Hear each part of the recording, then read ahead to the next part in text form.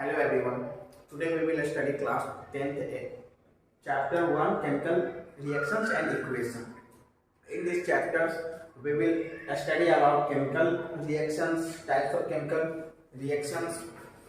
This will my first video of these chapters. Firstly, see what is reactions. Whenever a chemical occurs, chemical change occur is called chemical reaction and it is a permanent change. जो भी चीज chemically react होता है और change हो जाता है वो फिर से क्या हो सकता है, वो रिवर्स नहीं हो सकता।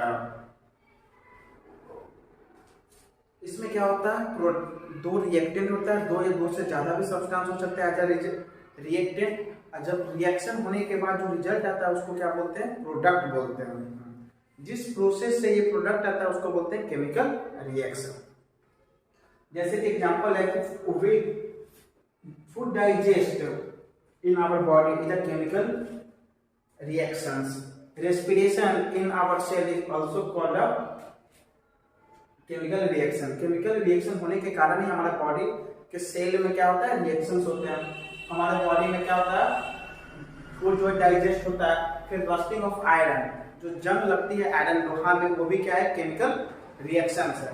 ये कैसे हैपन होता है, जब मॉइस्चर के कारण, अगर मॉइस्चर के कांटेक्ट में आएंगे कोई भी आयरन तो उसमें क्या हो जाता है, गेट रस्टेड, मतलब वो उसको डिस्ट्रॉय करना शुरू करता है, उसको खाना शुरू कर देता है और जंग लगता है। ये हो गया केमिकल रिएक्शन। देखिए types of chemical reaction. Chemical reaction जो होता है 4 टाइप्स है। केमिकल रिएक्शन 4 टाइप्स के होते हैं। आज हम इस वीडियो में 2 टाइप्स पढ़ेंगे केमिकल रिएक्शंस का। उससे पहले देखते हैं कि बैलेंस इक्वेशन क्या होता है। बैलेंस इक्वेशन ये होता है जब भी कोई दो एटम और एलिमेंट रिएक्ट करता है आपस में, तो उस एलिमेंट का जो होता है एटम, दोनों रिएक्टेंट के साइड भी और प्रोडक्ट के साइड भी क्या होना चाहिए, इक्वल होना चाहिए, तभी वो सही इक्वेशन, उसी को कहते हैं balance equation. A balanced equation is the one in which the number of atoms on the reactant and the product sides are equal. Product और reactant side जब इक्वल हो, जैसे एग्जांपल है ये हाइड्रोजन और ऑक्सीजन में रिएक्ट होता है तो क्या बनता है, वाटर बनता है। तो क्या है, 2 ऑक्सीजन 2 ऑक्सीजन, यहाँ पे क्या है, 1 ऑक्सीजन, यहाँ पे कितना है, 2, तो यहाँ 2 करेंगे, यहाँ 4 हो गया, ये 4 हो गया, यहाँ 2 हो गया। इसी को क्या करते हैं, इक्वेशन बैलेंस इक्वेट किया जाता है दोनों तरफ। ये हो गया रिएक्टेंट और ये जो इक्वल टू इधर बना वाटर 2H2O, वो हो गया एज अ प्रोडक्ट। इस दोनों प्रोसेस को क्या बोलेंगे, केमिकल रिएक्शन। ये हो गया केमिकल बैलेंस इक्वेशन हो गया। अब हम लोग देखेंगे types of chemical reaction. 2 types के केमिकल रिएक्शंस होते हैं, 4 टाइप्स के होते हैं, लेकिन इस वीडियो में हम 2 पढ़ेंगे। Combination reaction. कॉम्बिनेशन रिएक्शन में ये होता है कि 2 एलिमेंट का एटम आपस में कंबाइन करते हैं एज अ रिएक्टेंट और उसके बाद उसका रिजल्ट क्या आता है, प्रोडक्ट बनता है, उसे क्या बोलते हैं, chemical reaction. Chemical reaction is a reaction in which 2 elements react each other to form a single product is called combination reaction. जैसे कि एग्जांपल में है कॉम्बिनेशन रिएक्शन का, कैल्शियम ऑक्साइड प्लस वाटर। तो कैल्शियम ऑक्साइड वाटर के साथ react करेगा तो क्या बनाएगा, कैल्शियम हाइड्रोक्साइड। क्या बनाएगा, कैल्शियम हाइड्रोक्साइड बनाएगा। देखिए दो, एक ये कंपाउंड है, एक ये कंपाउंड है, दोनों एलिमेंट भी 2 रिएक्ट कर सकता है आपस में, एटम भी रिएक्ट कर सकता है और कंपाउंड भी क्या कर सकता है, आपस में 2 रिएक्ट करेगा तो एक सिंगल प्रोडक्ट बनाता है। देखो हमेशा इसमें क्या करेगा, सिंगल प्रोडक्ट बनाएगा, इसमें कॉम्बिनेशन रिएक्शन में। ये हो गया। इसी में आते हैं 2 टाइप्स और, एक्सोथर्मिक रिएक्शन और एंडोथर्मिक रिएक्शन। तो एक्सोथर्मिक उसे बोलते हैं जब किसी रिएक्शन में क्या हो, हीट इन्वॉल्व हो। जब कोई चीज 2 कंपाउंड और एलिमेंट आपस में रिएक्ट किया और उसमें क्या हो गया, रिलीज हुआ हीट निकला, उष्मा निकला, तो उसको क्या बोलेंगे हम लोग, उसको बोलेंगे एक्सोथर्मिक। क्या बोलेंगे, एक्सोथर्मिक।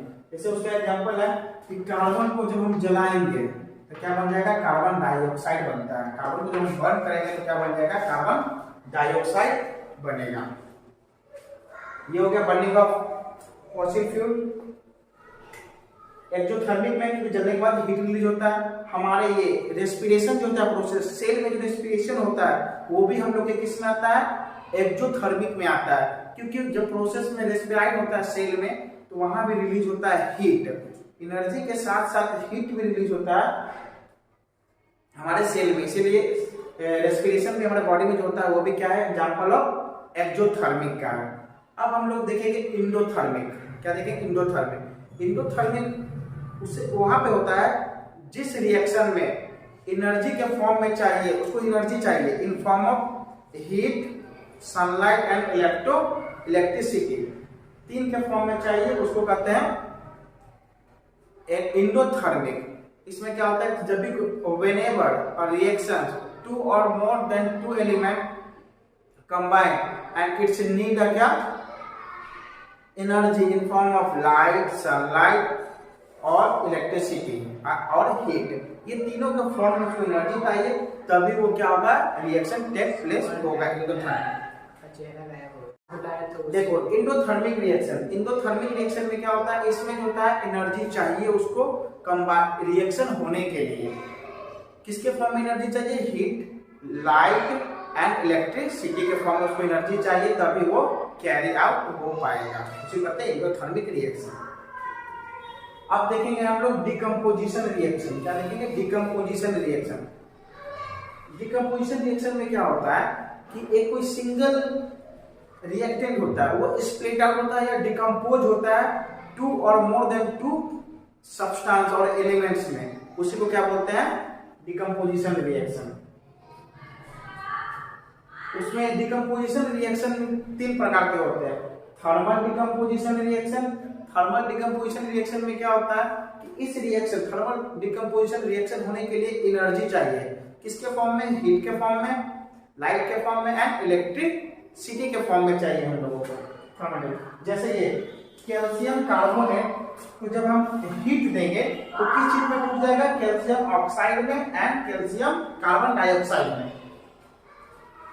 दूसरा क्या होता है इसका फॉर्म, इलेक्ट्रोलाइटिक डिकम्पोजिशन। क्या होता है, इलेक्ट्रोलाइटिक डिकम्पोजिशन। इसमें क्या होता है कि ये डिकम्पोज मतलब स्प्लिट करने के लिए, कोई भी कंपाउंड है उसको रिएक्ट करेगा, जब उसको स्प्लिट तोड़ने के लिए हमको क्या चाहिए, इलेक्ट्रिसिटी मतलब करंट चाहिए उसको स्प्लिट करने के लिए। जैसे एग्जांपल क्या है कि हमें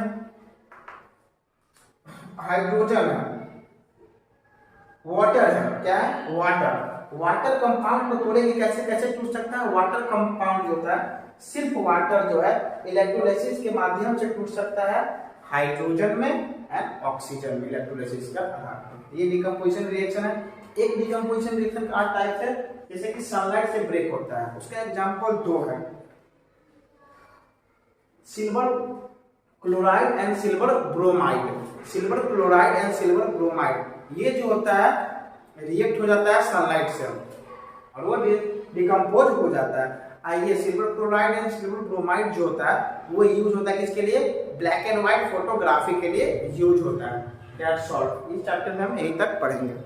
तुम